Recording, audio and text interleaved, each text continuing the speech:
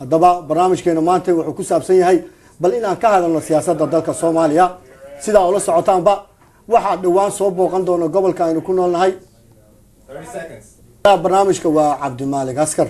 haddaba sidaa ula socotaanba maalmahan waxaan ku jirnay bishii barakaysneed ee Ramadaanka maantana waa maalintii ugu dambeysay balse maanta waxaan ku soo qaadanaynaa dhinaca siyaasadda inagoo oo sidaad ogtahaanba madaxweynaha dowladda federaalka ee Soomaaliya mudane Sheekh Shariif uu imaan doono gobolka aynu ku noolnahay Minnesota Minneapolis lana sugayo haddaba booqashadiisa ayaa dad aad u fara badan ay ka hadlayaan waxa uu ka hadli doono hase waxaa martigu ah Yaasiin Cali Garaad oo ah wiil dhalinyaro Soomaaliyeed kana qalin jabiyay jaamacadda University of Minnesota ahna siyaasi da'yar kana qayb galay shirar aad u fara badan Yaasiin marka hore ku soo dhawow Somali Media mahadsantahay waxaa jira Yaasiin waxa lagu yaqaanay waxyaabo aad u fara badan waxaana ahayd arday ka qalin jabiyay jaamacadda University of Minnesota marka maxaa isbedelay wadankii xilligii hore waxaad ahayd nin aad ugu ololeeya maxaakiimta islaamka oo waa laga yaqaan magaaladan dibadda iyo gudahaba si aad u socon jirtay marka siyaasadii maxaakiimta ee xilligan hadda maxaa isbedelay bismillaahir rahmaanir rahiim alxamdulilaahi rabbil caalamiin intaan su'aasha ka jawaabin sakariye amaxayo iyo barnaamijka waxaan jeclaan lahaa inaan mahad celiyo fursadda su'aasha jawaabteedu marka waxay tahay dabcan ummadda Soomaaliyeed marna may soo marin man ay helin marxalad siyaasadeeda oo noqdo wax istaariga oo degan oo hal way ku socdo maalinba marxaladda imaata marxaladaasna marxalad bay dhashaan haddaan dib taariikhda ugu noqono gumaysta imaaday Soomaaliya dad baa la diriro dhahay gumaysaan kacinayna dawlad rayaha imaaday dawlad radka dadkii waa naceen dictator iyo dawlad military ka dhalatay military dadkii waa naceen jamhada ka dhashay jamhadii dadkii waa jamhadii qabqablayaal bay dhaleen qabqablihiis uu joogay wuxuu dhalbaa kiishay qabiil buu dhalay illa ma ay soo socota ee maxaakim dhashay ma la moodidad ayna soo baxeen mabda ka turjumayo oo qaabkii qabaliga kor uga kacay oo qof kasta u hanqal taagay sida markii gumaystaha la diray dad badan u hanqal taageen hadii dawladda hel barwaaqa dhalanaysa sida dawladda rayidka markay joogeen loo nacay sida kacaankii militariga loo taakul Allah isaga daba shubay la moodayna soo khayrka wado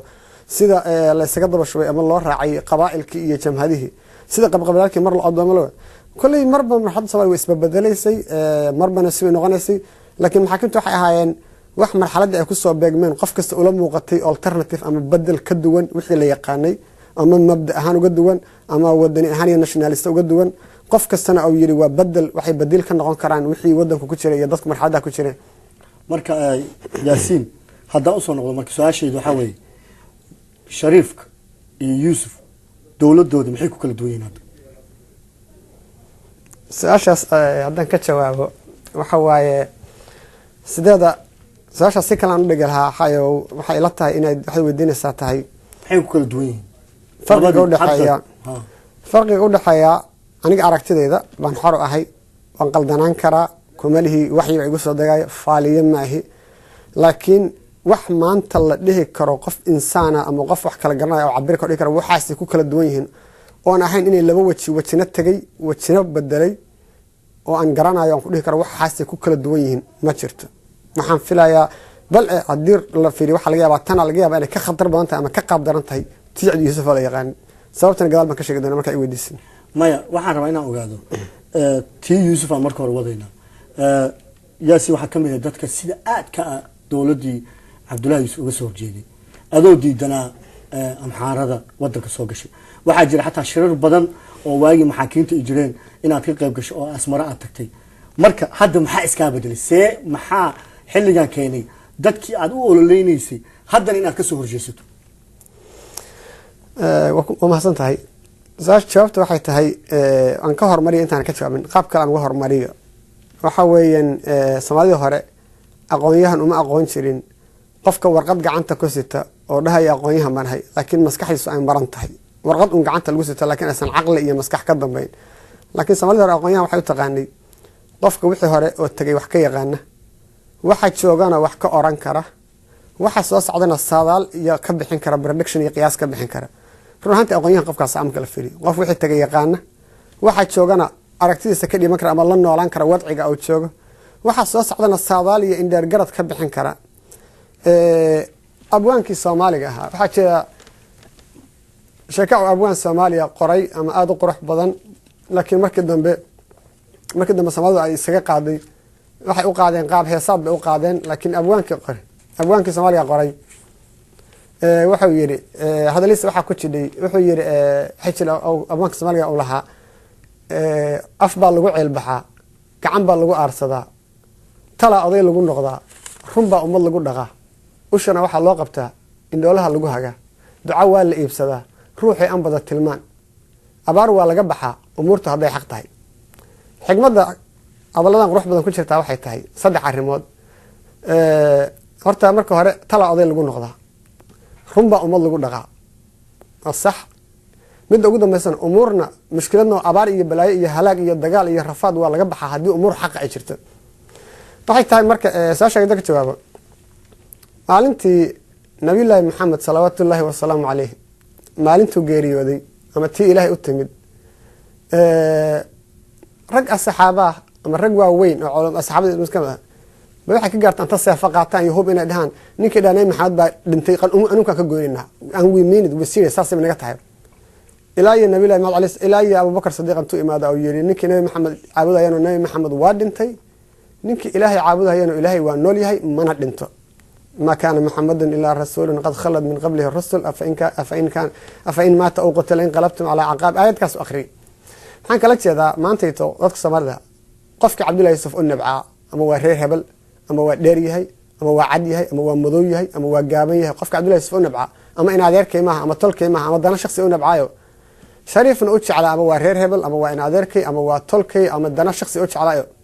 waxaan ku dhiiraa xilligaaga waa la gaaray, dabaaldeg confession ka kareyso, sacabada garaaco, aamin ama waxaad dhahdaa ku dabaaldeg inaad goolkaaga gaartay, waana gaartay. waa dad soo fakaraysi. laakiin haddaad uga soo horjeedo Cabdullaahi Yuusuf mabda amxaar dabada lagu wato, qabqablanimo 4.5 qabyaalad, dad la xasuuqo, barakac, burbur, haddaad mabda uga soo horjeeday waxa waaye inta Cabdullaahi Yuusuf lagu haystay iyo in ka xunba tan shariif baa maanta dabada ku siita. marka qofkii ay mabda ka turjumayo riyadaadina lama gaarin, hadafkaagina kuma rubamin, halgankaagina mira kuma dhalin, hadda u sii wadsin adiga leeyahay. laakiin waxaan rabaa inaan ku weydiiyo markii aad maxaakiimta islaamka taageeri jirtay oo Cabdullaahi Yuusuf sawi uga soo horjeedo waxaa kamid ahayd in wadanka uu keenay ajnabi gaar ahaan Ethiopian. hadda ma aaminsan tahay madaxweynaha iminka jira la Cabdullaahi Yuusuf wadadiisii ma raacay mise uu ka leexday؟ saasha waxa uu raac aan cadeeyo hay sidoo ku raacay waxa waaye Cabdullaahi Yuusuf maxaa lagu haystay? Cabdullaahi waxa lagu haystay 4.5 dawlad ku dhisan buu watay, 4 bar iyo bar oo xaraan, shariifka asaa ku doodi jiray xaraan tahay. maanta asaga wata wuxuu ku doodaya qabqable waa xaraan, waa cadow, waa gaal, muslim ma aha, Soomaaliya waa qabqablo. maanta asaga qabqable dhex fadhiya si dawladda ka buuxan, asaga maanta dawlad ku sita. wuxuu ku doodayay constitutionka ama charterka u qoran Cabdullaahi Yuusuf Soomaali ma qorin, wasaaradda arrimaha dibadda ee Itoobiya qortay, Itoobiya laga keenay, waa xaraan, diintu ka soo horjeeda. maanta saa ku dhaartay, saa kitaab ku maray maanta inaan difaacayna ilaalinayo. hadduu ku doodayo Cabdullaahi Yuusuf taangi amxaara ama taangi Itoobiya baa xamar ku hayo, maanta asaga mid asaga saar mid Ugandays. aduu marka waxa ay sheegtaa firqi hadduu ku doodayo Cabdullaahi Yuusuf dhulka Soomaaliya bixiyo Itoobiya faraha ka saaray, asaga